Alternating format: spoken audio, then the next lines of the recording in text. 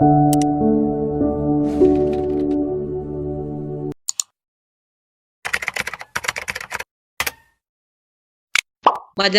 പുതിയൊരു നിർവചനം ഞങ്ങൾക്ക് തന്ന് പുതിയ അറിവിലേക്ക് പുതിയ പുതിയ കാര്യങ്ങൾ, പുതിയ വചനത്തിന് പുതിയ വ്യാഖ്യാനങ്ങൾ തന്ന് ഈ രാത്രിയിൽ ഞങ്ങൾക്ക് ചിന്തിക്കാൻ നല്ലൊരു വചന ഭാഗം തെരഞ്ഞെടുത്ത പീറ്ററച്ചന് ഞാൻ നന്ദി പറഞ്ഞുകൊള്ളുന്നു. പ്രിയമുള്ളവരെ, റോമാക്കാർക്ക് എഴുതിയ ലേഖനം 10-ാം അധ്യായം 14 തുടങ്ങി 21 വരെയുള്ള വാക്യങ്ങളാണ്. ആദ്യ ഭാഗം അല്പം കട്ടിയുള്ളതാണ്. അവിടെ ഒരു ഓർഡർ പറയുന്നു. നമ്മൾ ദൈവത്തെ വിളിച്ചപേക്ഷിക്കണമെങ്കിൽ അടിസ്ഥാനപരമായി വിശ്വാസമുണ്ടാകും. ദൈവത്തെ വിളിച്ചപേക്ഷിക്കുക എന്ന് വെച്ചാൽ മനുഷ്യന്റെ നന്മകളിലും തിന്മകളിലും, അവന്റെ പ്രതിസന്ധി ഘട്ടങ്ങളിലും അവന്റെ ആനന്ദ സമയങ്ങളിലും അവന്റെ ദുരിത സമയങ്ങളിലുമെല്ലാം ദൈവത്തെ വിളിച്ചപേക്ഷിക്കാനായിട്ടുള്ള അടിസ്ഥാന ബാധ്യത ഓരോ മനുഷ്യനുമുണ്ട്. അത് അവന്റെ ആത്മാവിൻ്റെയും മനസ്സിന്റെയും ശരീരത്തിന്റെയും അടിസ്ഥാന ചോദനയാണ്. ആ ചോദനയെ അവഗണിച്ചുകൊണ്ട് പോകാൻ പറ്റും തീർച്ചയായിട്ടും. അതിനുള്ള സ്വാതന്ത്ര്യം മനുഷ്യന് തന്നിട്ടുണ്ട്. അതിനെ അവഗണിച്ച് ഭൗതികവാദത്തിലോ അല്ലെങ്കിൽ നിരീശ്വരവാദത്തിലോ അല്ലെങ്കിൽ മറ്റേതെങ്കിലും വാദങ്ങളിലോ ഒക്കെ നമുക്ക് മുഴുകാവുന്നതാണ്. പക്ഷേ അടിസ്ഥാനപരമായ ദാഹം തീരണമെങ്കിൽ ഈ വിളിച്ചപേക്ഷ നടക്കപ്പെടേണ്ടത്. വിളിച്ചപേക്ഷിക്കണമെങ്കിൽ വിശ്വാസം വേണം. വിശ്വാസം അറിവിൽ നിന്നാണ് ഉണ്ടാകുക. ഇന്നത്തെ വചനത്തില് വളരെ കൃത്യമായിട്ട് പറയുന്നു, വിശ്വാസവും അറിവും പരസ്പര പൂരകങ്ങളാണ്. അറിയാത്തതിനെ എങ്ങനെ വിശ്വസിക്കും? വിശ്വസിക്കാത്തതിനെ എങ്ങനെ അനുഭവിക്കും? വിശ്വാസമില്ലായ്മ ഒരനുഭവങ്ങളിലേക്കും ഒരു വിളിച്ചപേക്ഷിക്കലിലേക്കും വരില്ല. നമ്മുടെ കുഞ്ഞുനാളിൽ തുടങ്ങി ഉള്ള നമ്മുടെ വിശ്വാസവും നമ്മുടെ അറിവും നമ്മളെ ഏറ്റവും കൂടുതൽ സ്നേഹിക്കുന്നത് നമ്മുടെ അമ്മയാണെന്ന്. അതുകൊണ്ട് എന്തെങ്കിലും ഒരു അപകടം പറ്റുമ്പോൾ എൻ്റെ അമ്മ എന്ന് നമ്മൾ വിളിക്കും. കുറച്ചുകൂടി അമ്മയ്ക്കപ്പുറത്തേക്ക് ദൈവമുണ്ടെന്ന് ചിന്തിക്കുന്നവര് എൻ്റെ ദൈവമേ, എൻ്റെ ഈശോ എന്നൊക്കെ വിളിക്കും. ഒരിക്കലും എൻ്റെ അയൽവക്കക്കാര അല്ലെങ്കിൽ എൻ്റെ കൂട്ടുകാര എന്നാരും വിളിക്കാറില്ല. കാരണം അത് ബോധ്യമായിട്ടില്ല, അത് അനുഭവമായിട്ടില്ല, അത് വിളിച്ചപേക്ഷിക്കേണ്ട വിശ്വാസവുമായിട്ടില്ല. അത്രയ്ക്കുള്ള അറിവ് കിട്ടിയിട്ടില്ല. അപ്പൊ അറിവും വിശ്വാസവും ബോധ്യവും ഒക്കെയാണ് വിളിച്ചപേക്ഷയുടെ അടിസ്ഥാനപരമായ പ്രമാണം. ഇവിടെ ഈ വചനം നമ്മളെ ഓർമ്മപ്പെടുത്തുന്ന കാര്യം, ഈ അറിവും വിശ്വാസവും ഉണ്ടാകുന്നത് തീർച്ചയായിട്ടും രണ്ട് കാര്യങ്ങളിലൂടെ. വിശ്വാസം ഉണ്ടാകുന്ന അറിവിലൂടെ. ഈ അറിവ് വായനയിലൂടെ ഉണ്ടാകും, കേൾവിയിലൂടെ ഉണ്ടാകും. വായന അവനവൻ നടത്തുന്നതും കേൾവി മറ്റൊരുത്തലിലൂടെ സംലഭ്യമാകുന്നതും. വചന വായനയിൽ ഏർപ്പെടുന്നവര് ഈ രണ്ട് ദൗത്യത്തിലും വരുന്നു. അവൻ ഈ അറിവ് വായിക്കുന്നു, അല്ലെങ്കിൽ വിശ്വാസത്തിലേക്ക് വരാനായിട്ട്, അറിവിലേക്ക് വരാനായിട്ട് അവൻ വായിക്കുന്നു. അവന്റെ വായന അവന് കേൾക്കാം, മറ്റുള്ളവർക്ക് കേൾക്കാം. അതിലൂടെ കേൾവിയിലേക്ക് വരുന്നു. അപ്പൊ അവനവൻ കേൾക്കുകയും അവനവൻ വായിക്കുകയും ചെയ്യുമ്പോൾ തീർച്ചയായിട്ടും അത് അറിവിലേക്കും വിശ്വാസത്തിലേക്കുമാണ്. ഈ അറിവും വിശ്വാസവും എത്തി നിൽക്കേണ്ടത് ദൈവത്തെ വിളിച്ചപേക്ഷിക്കാനുള്ള സന്മനസ്സിലാണ്. അപ്പോ ഈ കേൾവി ഉണ്ടാകണമെങ്കിൽ രഹസ്യ വായന നടത്തിയാൽ കേൾവി ഉണ്ടാവില്ല. കേൾവി ഉണ്ടാകണമെങ്കിൽ പരസ്യ വായന നടത്തും. പരസ്യ വായന എൻ്റെ മുറിയിലിരുന്ന് ഞാൻ ഒച്ചയ്ക്ക് വായിച്ചു കഴിഞ്ഞാൽ എൻ്റെ ജീവിത പങ്കാളിയോ എൻ്റെ മക്കളോ എൻ്റെ മാതാപിതാക്കന്മാരോ എൻ്റെ കുടുംബത്തിലുള്ളവർ മാത്രമേ കേൾക്കുള്ളൂ. ഇത്തിരി ഒച്ച കൂടുതലുണ്ടെങ്കിൽ ചിലപ്പോൾ അയൽവക്കക്കാർ കേൾക്കും. 2 ദിവസം കേട്ട് കഴിയുമ്പോൾ അവര് നമുക്കെതിരെ പരാതി വരും, പ്രശ്നങ്ങളാവും, പ്രതിസന്ധികളാവും. എന്നാൽ നമ്മുടെ മുറികൾക്കപ്പുറത്തേക്ക്, നമ്മുടെ വീടിനപ്പുറത്തേക്ക് നേരത്തെ പന്തപ്ലാഗലച്ചൻ സൂചിപ്പിച്ചതുപോലെ ഈ ലോകം മുഴുവനിലേക്കും വ്യാപിപ്പിക്കാവുന്ന ഒരു കേൾവിയുടെ വിശാലതയിലേക്കാണ് ഈ വചന വായനയിലേക്ക് വന്നിട്ടുള്ള ഓരോരുത്തരും പ്രവേശിച്ചിട്ടുള്ളത്. ഇതൊരു വലിയ പ്ലാറ്റ്ഫോമാണ്. ഈ ഒരു പ്ലാറ്റ്ഫോമിലേക്ക് നമ്മുടെ ഈ വായനയില് ഇറ്റലിയിൽ നിന്നും യൂറോപ്യൻ രാജ്യങ്ങളിൽ നിന്നും ഈ കേരളത്തിൽ നിന്നും പുറത്തു നിന്നും ഒക്കെ ഉണ്ട് എന്ന് പന്തപ്പിളാക്കലച്ചൻ സൂചിപ്പിച്ചിരുന്നു. ഈ കേൾവി ലോകത്തിലേക്ക് മുഴുവൻ വ്യാപിക്കുകയാണ്. ഇന്നത്തെ വചനം ഒന്ന് ശ്രദ്ധിച്ചാൽ നല്ലതാണ്. 18ാമത്തെ വാക്യത്തിൽ പറയുകയാണ്, അവരുടെ ശബ്ദം ഭൂമി മുഴുവനിലേക്കും വ്യാപിച്ചിരിക്കുന്നു. നമ്മുടെ ശബ്ദം ഭൂമി മുഴുവനിലേക്കും വ്യാപിച്ചിരിക്കുന്നു എന്ന് ഈ ഗ്രൂപ്പിനെ കുറിച്ച്, ഇന്ന് വചന വായന ആരംഭിക്കുന്ന അമലാപുരി ഇടവകാംഗങ്ങളെ കുറിച്ചൊക്കെ ദൈവം നേരത്തെ പറഞ്ഞു വെച്ചിട്ടുണ്ട്. നിന്റെ ശബ്ദം ഭൂമി മുഴുവനും വ്യാപിച്ചിരിക്കുന്നു.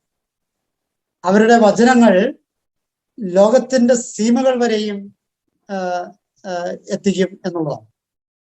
അപ്പോ ഭൂമി മുഴുവനിലും ലോകത്തിന്റെ സീമകൾ വരെയും നമ്മുടെ വചനം എത്തിക്കുമെന്ന് ദൈവത്തിന്റെ പദ്ധതി, അനാദിയിലെ ഉള്ള പദ്ധതി, അതിൻ്റെ ആ ദൈവ പദ്ധതിയുടെ പൂർത്തീകരണമാണ് ഈ പ്രക്രിയയിലൂടെ നടന്നുകൊണ്ടിരിക്കുന്നത്, നാളെ നടക്കാൻ പോകുന്നത്. അപ്പൊ ഇത് ദൈവത്തിന്റെ പദ്ധതിയുടെ ഭാഗമാണ്. ആ ദൈവത്തിന്റെ പദ്ധതിയുടെ ഭാഗമായി നമ്മൾ ഓരോരുത്തരും എന്നതില് ദൈവത്തിന് കൃതജ്ഞത അർപ്പിക്കാം. ഇവിടെ ഈ കേൾവി ഉണ്ടാക്കുമ്പോൾ കേൾവിയിലേക്ക് കൊണ്ടുപോകുന്നവരെല്ലാം പ്രസംഗകരുടെ ചില പ്രത്യേകതകള് ഈ വചനം പറയുന്നു. പ്രസംഗകര് സുന്ദരമായ ജീവിതത്തിന്റെ ഉടമകളായിരിക്കും.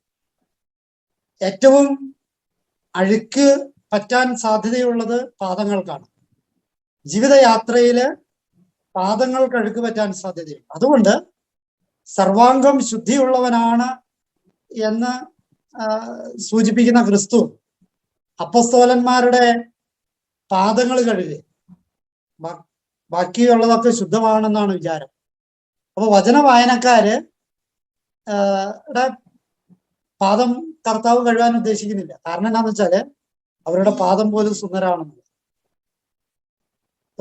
ഇതിന്റെ അർത്ഥം എന്താ? അപ്പസ്തോലന്മാരെക്കാൾ ശ്രേഷ്ഠമായ സ്ഥാനത്തേക്കാണ് നമ്മള് ഈ വചന വായനയിലൂടെ പ്രവേശിക്കുന്നത് എന്നാണ്. പന്തപ്പിളാക്കലച്ചൻ സൂചിപ്പിച്ചു, നന്നായിട്ട് പ്രാർത്ഥിച്ചൊരുങ്ങിയാണ് വചന വായനയ്ക്ക് അമലാപുരി ഇടവക തയ്യാറായിട്ടുള്ളത്. വളരെ നല്ല കാര്യം. കാരണം പാദങ്ങൾ പോലും സുന്ദരമായിരിക്കണം. പാദങ്ങൾ പോലും എന്ന വാക്ക് വചനത്തിലില്ല, അത് കൂട്ടിച്ചേർത്തതാണ്, ഞാൻ കൂട്ടിച്ചേർത്തത്. കാരണം അതിന്റെ അർത്ഥം പൂർണ്ണമാകണമെങ്കിൽ ഈ പോലും അവിടെ വേണം. അതുകൊണ്ടാണ് അത് മനസ്സിലാകണമെങ്കിൽ ക്രിസ്തുവിന്റെ കാലുകൾ മനസ്സിലാക്കിയാൽ മതി. കുളി കഴിഞ്ഞവരാകണം വചന ശുശ്രൂഷയില് വിശുദ്ധ കുർബാനയിലൊക്കെ പങ്കെടുക്കേണ്ടത്. ആ കുളി കഴിയുക എന്ന് വെച്ചാല് ശുദ്ധിയുള്ളവരാകുക എന്ന് തന്നെയാണ് അർത്ഥം. ആ ശുദ്ധിയില് അവശേഷിക്കുന്ന അശുദ്ധി കൂടി ഈ പാദത്തിന്റെ സുന്ദരത്വത്തില് മാറേണ്ടതുണ്ട്. അപ്പോ അത്രയും വിശുദ്ധി നമ്മിൽ നിന്ന് ഈ വചനപ്രഘോഷണം, വചന വായന പ്രതീക്ഷിക്കുന്നു.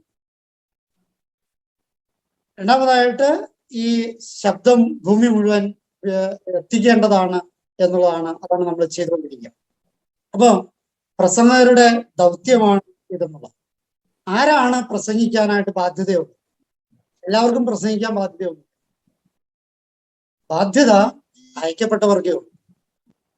അയക്കപ്പെട്ടവനാണ് പ്രസംഗിക്കേണ്ടത്. അയക്കപ്പെടാത്തവർ പ്രസംഗിച്ചിട്ട് കാര്യം. ഈ കരിസ്മറ്റിക് നവീകരണ പ്രസ്ഥാനം വന്നപ്പോൾ ചിലർക്കൊക്കെയുള്ള വലിയ പ്രശ്നം, എനിക്കൊരു വചനം പ്രസംഗിക്കാനായിട്ടൊരു അവസരം കിട്ടണില്ല.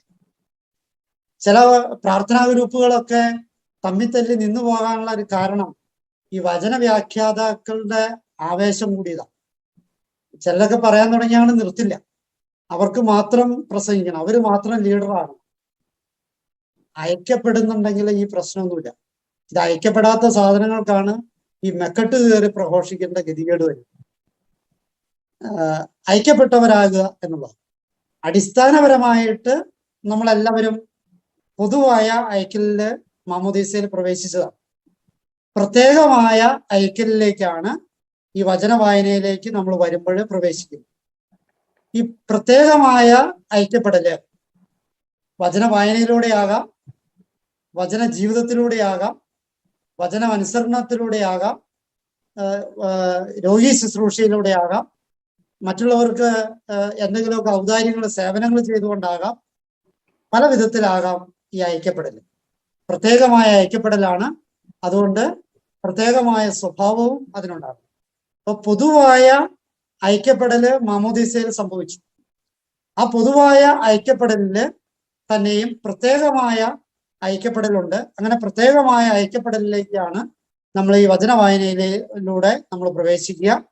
തീർച്ചയായിട്ടും നമ്മുടെ ഈ വചന പ്രഘോഷണം കേൾവിക്ക് സാധ്യതയൊരുക്കണം, അത് അറിവ് ഉണ്ടാക്കണം, വിശ്വാസം ഉണ്ടാക്കണം. അതുവഴി ഈ ലോകം മുഴുവൻ ദൈവത്തെ വിളിച്ചപേക്ഷിക്കാനായിട്ട് സാധിക്കണം. വീണ്ടും നമ്മൾ ഇതൊക്കെ പ്ലസ് പോയിന്റ് ആണെങ്കിൽ ഇനി ചില മൈനസ് പോയിന്റുകൾ കൂടി ഈ വചനഭാഗം നമ്മുടെ മുമ്പിൽ അവതരിപ്പിക്കുന്നു, ചില വെല്ലുവിളികൾ അവതരിപ്പിക്കുന്നു. 19-ാമത്തെ വാക്യം ഈ കാലഘട്ടത്തില് ഏറെ ധ്യാനിക്കപ്പെടേണ്ടത്. 19-ാമത്തെ വാക്യം പറയുകയാണ്, ഒരു ജനതയല്ലാത്തവരോട് നിങ്ങളിൽ ഞാൻ അസൂയ ജനിക്കും. ഭാരതത്തിന്റെ പ്രത്യേകമായ സാഹചര്യത്തില് ഒരു ജനതയല്ലാത്ത വിഭാഗം നമ്മളോട് അസൂയുള്ളവരായിട്ട് ജീവിക്കുന്നു എന്ന് വെച്ചാല് കൃത്യമായിട്ട് പറഞ്ഞാൽ അത് നിയമലംഘനമാകും എന്നതുകൊണ്ട് ആരെയും ഞാൻ പരാമർശിക്കുന്നില്ല. പക്ഷെ ചില സൂചനകൾ തരാം. വ്യവസ്ഥാപിതമായ സംഘടിതമായ ചില മത സംവിധാനങ്ങൾ ഇല്ലാത്തവര് എന്ന് വേണം നമ്മൾ അതിനെ വ്യാഖ്യാനിക്കാൻ. അതല്ലേ അതിന്റെ പൊരുള്. ഒരു ജനതയായിട്ടില്ല. അപ്പൊ വ്യവസ്ഥാപിതമായ സംഘടിതമായ മതവ്യവസ്ഥതകളില്ലാത്ത വിഭാഗം എന്ന് വേണമെങ്കിൽ അതിന് വിശേഷിപ്പിക്കാം. ഒരു ജനതയായിട്ടില്ല. അങ്ങനെ ഒരു ജനതയായിട്ടില്ലാത്തവര് എന്താണ്? അവര് നമ്മളോട് അസൂയുള്ളവരായിട്ട് മാറും. അപ്പോ അതുകൊണ്ട് ആ അസൂയപ്പുറത്ത് സാമൂഹ്യ മാധ്യമങ്ങളിലൂടെയോ നിയമങ്ങളിലൂടെയോ കയ്യൂക്കിന്റെ വഴിയിലൂടെയോ പീഡനത്തിലൂടെയോ ഒക്കെ പല സ്റ്റെപ്പുകൾ എടുത്തുനിന്ന് വരും. ഈ കാലത്തിന്റെ ചുവരെഴുത്ത് വായിക്കുമ്പോൾ ഒരു ജനതയല്ലാത്തവര് അസൂയ കൊണ്ട് നമുക്കെതിരെ തിരിഞ്ഞിട്ടുണ്ട്, ഇനിയും തിരിയുക തന്നെ ചെയ്യും. പക്ഷെ ഇതിനെക്കുറിച്ച് നമ്മൾ അവബോധമുള്ളവരായിട്ട് മാറണം. കാരണം ക്രിസ്തു അല്ലെങ്കിൽ വചനം നമുക്കിത് നേരത്തെ വെളിപ്പെടുത്തി തന്നിട്ടുണ്ട്. ഒരു ജനതയല്ലാത്തവര് അസൂയ മൂലം നമ്മുടെ വചന പ്രഘോഷണത്തിന്, സുവിശേഷ ജീവിതത്തിന് എതിരുണ്ടാകും. രണ്ടാമതായിട്ട് 19-ാമത്തെ വാക്യം പറയുകയാണ്, ബുദ്ധിയില്ലാത്ത ജനം പ്രകോപനം ഉണ്ടാക്കും. ബുദ്ധിയില്ലാത്ത ജനം. ആരാ ബുദ്ധിയില്ലാത്ത ജനം? വ്യവസ്ഥാപിതമായ മതവും സംവിധാനവും സെറ്റപ്പും ഒക്കെ ഉണ്ടാകും, പക്ഷെ ബുദ്ധിയില്ലാത്തവരാ. കാരണം അത് ജനത്തിനെതിരെ തിരിയുമെന്നാ പറയണത്. എന്റെ ദൈവത്തെ പ്രീതിപ്പെടുത്താൻ വേണ്ടി ഞാൻ എൻ്റെ ഒരു മനുഷ്യനെ കൊല്ലുന്നു, അല്ലെങ്കിൽ ഒരു വിഭാഗത്തെ കൊല്ലുന്നു എന്ന് പറയുന്നിടത്തോളം വിവരക്കേട് ഉള്ള മനുഷ്യരാരാ ഉള്ളത്? ക്ലിയറായി കാണുന്നതായിരിക്കും. സൂചനയാണ് തരുന്നത്. അപ്പോ മതത്തിന് വേണ്ടി, ദൈവത്തിന് വേണ്ടി മറ്റുള്ളവരെ കൊല്ലുന്ന വിഡ്ഢിത്തരം പേറുന്ന സമൂഹങ്ങളുണ്ടാകും. അവരെയാണ് ഈ വചനം വിശേഷിപ്പിക്കുക ബുദ്ധിയില്ലാത്ത ഒരു ജനത നിങ്ങളെ പ്രകോപിപ്പിക്കും. അപ്പോ ഈ ഭാരതത്തില് നമ്മൾ ഈ സുവിശേഷ പ്രഘോഷണമായിട്ട് നമ്മൾ മുന്നോട്ട് പോകുമ്പോൾ ഒരു ജനതയല്ലാത്തവർ ഒരു വശത്ത്, ബുദ്ധിയില്ലാത്തവര് മറുവശത്ത്. ഈ രണ്ടു വിഭാഗങ്ങള് നമ്മുടെ സുവിശേഷ പ്രഘോഷണത്തിന് വലിയ വിഘാതമായിരിക്കുമെന്ന് വചനം നമ്മളെ ഓർമ്മപ്പെടുത്തുകയാണ്. അത് നമ്മുടെ ഇന്നിന്റെ അനുഭവമാണ്. അത് ആരാണ്, എന്താണ് എന്ന് സൂചന മാത്രമേ ഞാൻ തന്നിട്ടുള്ളൂ. അത് നിങ്ങൾ തന്നെ വ്യാഖ്യാനിച്ച് ഈ കാലഘട്ടത്തിന്റെ ചുവരെഴുത്ത് തിരിച്ചറിയേണ്ടതാണ്. അപ്പോ 19-ാമത്തെ വാക്യത്തിൽ ഒരു പ്രശ്നം പറയുകയാണ്. 20-ാമത്തെ വാക്യത്തിൽ മറ്റൊരു പ്രശ്നം പറയുകയാണ്, എന്നെ തേടാത്തവർ കണ്ടെത്തി, അന്വേഷിക്കാത്തവർക്ക് ഞാൻ വെളിപ്പെടുത്തി. എന്നെ തേടാത്തവര് കണ്ടെത്തി, അന്വേഷിക്കാത്തവർക്ക് വെളിപ്പെടുത്തി. ഇന്നലെയും ഇന്നുമായിട്ട് എനിക്ക് 2 അനുഭവങ്ങൾ ഉണ്ടായി. ഞാൻ ചേർത്തല അടുത്തൊരു പള്ളിയിലാണ് വികാരിയായിട്ടിരിക്കുക. ഈ പള്ളിയിലെ പരിസരം മുഴുവൻ കൂടുതൽ ക്രിസ്ത്യാനികളല്ല, ഹൈന്ദവരാണ്. ഈ പ്രദേശം മുഴുവൻ ഹൈന്ദവരാണ് കൂടുതൽ. ഒരു മനുഷ്യൻ ഇന്നലെ ഉച്ചയ്ക്ക് എന്നെ കാണാൻ വന്നു. അപ്പൊ ഞാൻ സ്ഥലത്തുണ്ടായില്ല. ഞാൻ ചില കാര്യങ്ങളുമായിട്ട് ബന്ധപ്പെട്ട് യാത്രയിലായിരുന്നു. തിരിച്ചു വന്നു കഴിഞ്ഞപ്പോൾ അദ്ദേഹം വീണ്ടും 2ാമത് എന്നെ കാണാൻ വന്നു. എന്നോട് പറഞ്ഞു, അച്ഛാ കാണാൻ വന്നിരുന്നു, അച്ഛനെ കാണാൻ പറ്റിയില്ല. കാര്യം ഇതാണ്, എനിക്ക് 2 പെൺമക്കള് ഉണ്ടായിരുന്നു. അദ്ദേഹം ഇവിടുത്തെ ഒരു ബാർബറാണ്. അദ്ദേഹത്തിന് വിവാഹം ചെയ്തു, വർഷങ്ങൾ കുട്ടികളുണ്ടായില്ല. അദ്ദേഹം പറഞ്ഞത്, ആരോ പറഞ്ഞതനുസരിച്ച് ഇവിടെ കൊച്ചുരേസ്യയുടെ പള്ളിയാണ്. കൊച്ചുരേസ്യ എന്ന പേര് പോലും പുള്ളിക്ക് കൃത്യമായിട്ട് അറിയില്ല. ഏതായാലും പുള്ളി ഇവിടെ വന്ന് അദ്ദേഹത്തിന്റെ ഭാഷയില് ചങ്ക് പൊട്ടുന്ന ഒച്ചത്തിൽ വിളിച്ചു പ്രാർത്ഥിച്ചു എന്നാണ് പറഞ്ഞത്, ആരുമില്ലാത്ത സമയത്ത്. ഏതായാലും അദ്ദേഹം അങ്ങനെ പ്രാർത്ഥിച്ചു, ചില നേർച്ച കാഴ്ചകളൊക്കെ അർപ്പിച്ചു. 2 മക്കള് ഉണ്ടായി. 1 വർഷത്തെ വ്യത്യാസേ 2 പെൺകുട്ടികളാണ് ഉണ്ടായത്. 1 വർഷത്തെ വ്യത്യാസം ഉണ്ടായിരുന്നുള്ളൂ. അദ്ദേഹം ഒരു ചെറ്റക്കുടിലാണ് താമസിച്ചുകൊണ്ടിരുന്നത്. പിന്നീട് അദ്ദേഹം ഈ പള്ളിയിൽ ഇടയ്ക്കിടയ്ക്ക് വരികയും പ്രാർത്ഥിക്കുകയൊക്കെ ചെയ്യുമായിരുന്നു. അദ്ദേഹത്തിന് സാമാന്യ തരക്കേടില്ലാത്ത, വലിയ അടിപൊളിയല്ല, എന്നാലും സാമാന്യ തരക്കേടില്ലാത്തൊരു വീടുണ്ട്. അദ്ദേഹത്തിന്റെ മക്കളെ 2 പെൺമക്കളെയും വിവാഹം ചെയ്ത് അയച്ചു. അവർക്കും വലിയ കുഴപ്പമൊന്നുമില്ല. എങ്കിലും നേരത്തെ സൂചിപ്പിച്ച അത്ര സാമ്പത്തിക ഭദ്രതയുള്ള കുടുംബമൊന്നുമല്ല. അതുകൊണ്ട് തന്നെ കെട്ടിച്ചു വിട്ട വീടും അത്ര വലിയ ഭദ്രതയുള്ള കുടുംബമല്ല, എങ്കിലും ചെലവ് കഴിഞ്ഞു പോകുന്നു. ഇവർക്ക് 2 പേർക്കും ഗവൺമെന്റ് ജോലി കിട്ടിയാൽ കൊള്ളാമെന്നുണ്ടായിരുന്നു. 2 മക്കളും നന്നായിട്ട് പഠിച്ചു. 2 പേരും അധ്യാപക തസ്തികയ്ക്ക് യോഗ്യരായിരുന്നു. ഒത്തിരി പരീക്ഷകളൊക്കെ പാസ്സായെങ്കിലും റാങ്ക് ലിസ്റ്റിൽ പേര് വന്നെങ്കിലും ഇവര് സെലക്ട് ചെയ്യപ്പെട്ടില്ല. അപ്പോൾ അങ്ങനെ ഇരിക്കെ ഈ വർഷം സെലക്ട് ചെയ്യപ്പെട്ടില്ലെങ്കിൽ ഒരാളുടെ സെലക്ട് ചെയ്യാനുള്ള സാധ്യത കഴിഞ്ഞു, പ്രായം കഴിഞ്ഞു. മക്കള് 10ാം ക്ലാസ്സും അതിന് മുകളിലൊക്കെ ആയി, എങ്കിലും ജോലി കിട്ടിയിട്ടില്ല. അപ്പോൾ സെലക്ഷൻ സാധ്യത, സർക്കാർ ജോലിക്കുള്ള അതിന്റെ ക്വാളിറ്റി നഷ്ടപ്പെടും. അതുകൊണ്ട് ഈ വർഷം കിട്ടിയേ പറ്റും. അദ്ദേഹം ഇവിടെ വന്ന് കുട്ടിപ്പായിട്ട് പ്രാർത്ഥിച്ചു. 2 മക്കൾക്കും ഈ വർഷം തന്നെ സെലക്ഷനായി, 2 പേരും ജോലിയിൽ പ്രവേശിച്ചു. അപ്പൊ അതിന്റെ നന്ദിയായിട്ട് ഈ പള്ളി ഇരിക്കുന്ന ഈ പ്രദേശത്ത് എന്നാ പറയണ, ഈ വഴി നീളെ വിളക്ക് കത്തിക്കാനായിട്ട് ഒരു അനുവാദം ചോദിക്കാൻ വേണ്ടി വന്നത്. അദ്ദേഹം പറഞ്ഞ ഒരു ഡയലോഗ് ആണ് എന്നെ വല്ലാതെ പിടിച്ചുകുലുക്കിയത്. അദ്ദേഹം പറഞ്ഞ കാര്യം ഇതാണ്: അച്ചോ, ഇവിടെ ഇടവക്കാർ കുറെ പേരുണ്ട്, അവരൊന്നും വിളിച്ചാ ഇവിടുത്തെ അമ്മ കേൾക്കൂല, ഞങ്ങൾ വിളിച്ചാൽ കേൾക്കും. കാരണം ഞങ്ങൾ വിളിക്കുന്ന ചങ്ക് പൊട്ടിയാ വിളിക്കുന്നത്. നിങ്ങൾക്ക് ഇവിടെയുള്ള ആൾക്കാര് ചങ്ക് പൊട്ടിയൊന്നും വിളിക്കൂല, അതുകൊണ്ട് അമ്മ കേൾക്കില്ല. ഇത് അദ്ദേഹം പറഞ്ഞ അദ്ദേഹത്തിന്റെ ഗ്രാമീണ ഭാഷയിൽ അദ്ദേഹം പറഞ്ഞ ഡയലോഗ്. ഞാൻ ഇന്ന് ഈ വചനം വായിച്ചപ്പോ ഇതിന്റെ അർത്ഥം കുറച്ചുകൂടി ക്ലിയർ ആവുക. നമുക്ക് വിശ്വാസമില്ല, നമുക്ക് കുറെ കാര്യങ്ങളും നിയമവശങ്ങളും കാര്യങ്ങളും ഒക്കെ അറിയാം. ഇത് ഇത്രത്തോളമൊക്കെ ഉള്ളൂ. അമിതമായ അറിവ് അവജ്ഞയ്ക്കും അവഗണനയ്ക്കും കാരണമാണ്. ക്രൈസ്തവ സമൂഹത്തിന് പറ്റിയ വലിയ പ്രതിസന്ധി അതാണ്.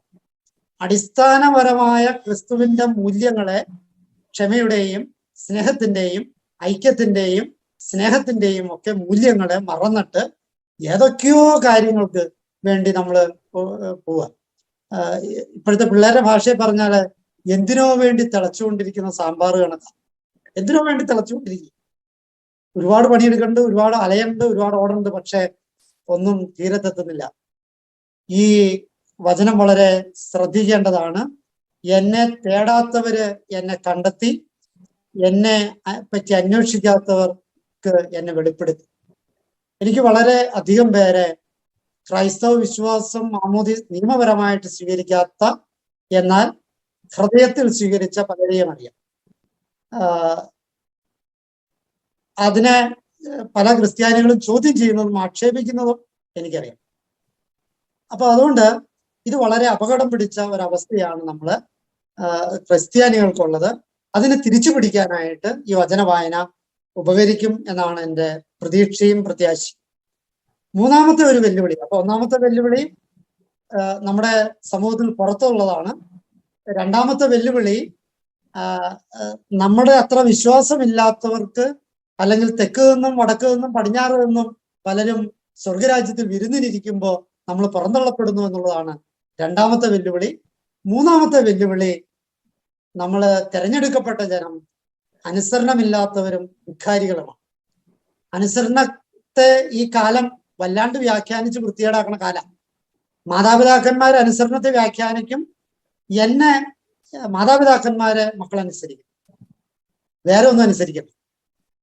സഭാ മേലധ്യക്ഷന്മാര് പറയും ഞങ്ങളെ നിങ്ങൾ അനുസരിക്കണം, വേറെ ആരെയും നിങ്ങൾ അനുസരിക്കണം. സത്യത്തിൽ ആരെ അനുസരിക്കണം?